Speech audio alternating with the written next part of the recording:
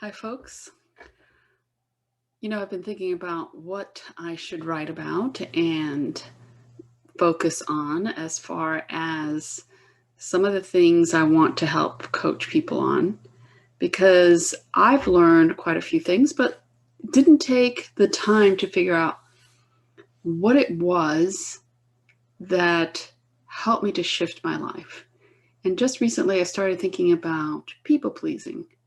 And so I thought I'd write a book called Kind Enough: How to Stop Being a People Pleaser and Stand Up for Yourself. I'm going to share it with you if you don't mind. Introduction. Someone calls you in the middle of the night and it's raining and they're stranded on the other side of town.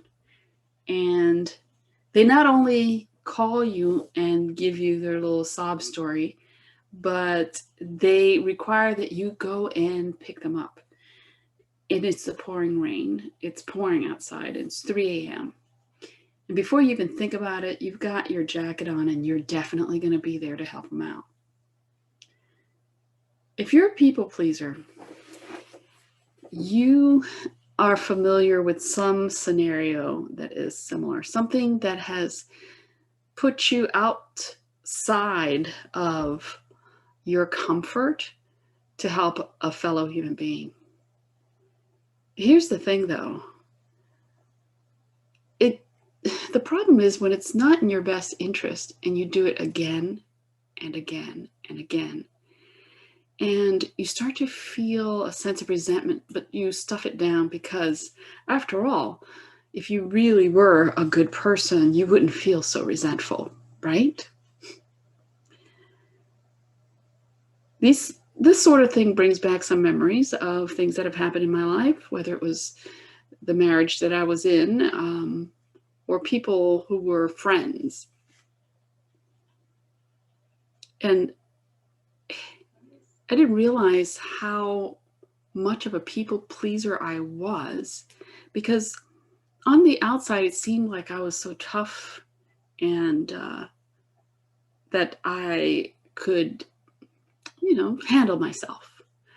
But on the inside, I was just a very tender, compassionate, soft, sensitive human being. And, even if I was not feeling well, if I might have been sick, I would think that I could handle my being sick more than they could handle being, out in the rain or something like that. I don't know what it was. It's like part victim and part superhero. I can't explain it. I'm hoping that as I speak through it, that I can have enough material to actually have my book become much more solid. You might even know that the person who is calling on you has family or friends that are much closer, like maybe 3 blocks away from where they are, but they know that you're going to show up. And in some strange way, you feel honored that you're the one that's being called upon. So, superhero, victim, some kind of heroism, maybe saintliness, all of this mixture of stuff. And meanwhile, you're still feeling your authentic feelings, but you're taught how to suppress them. And you feel a little proud of yourself that you're able to suppress your true emotions. You're able to set aside your own needs to help someone else. It eats you up and is a source of pride for you. How messed up is that? If you haven't been through this sort of thing, you're not going to understand. But if you have, you know exactly what I'm talking about, right? You can tell me the words before I can even speak them, because you've lived it too. So ask yourself, is it ever wrong to care for yourself? Is it ever wrong to ask for help? Is it ever never wrong to not be so nice. Because let's face it, there are probably other things that happen in your life where you were nice enough to let the other guy go ahead.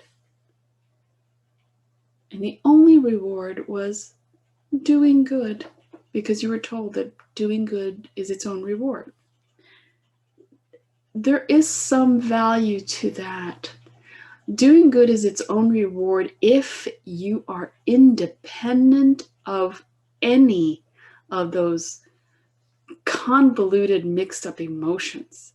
You're just doing what you feel is the right thing and you have no attachment to it. You're not even ticked off on the inside. You are congruent inside and outside.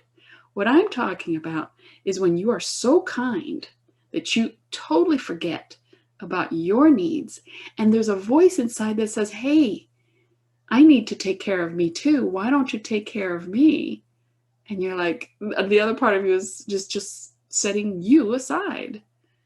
There's a rift between parts of you.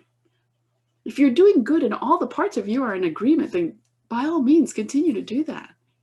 I'm talking about when you're so good that you are robbing yourself of happiness. Why? Well, there's an answer to that, and we're going to discover it together.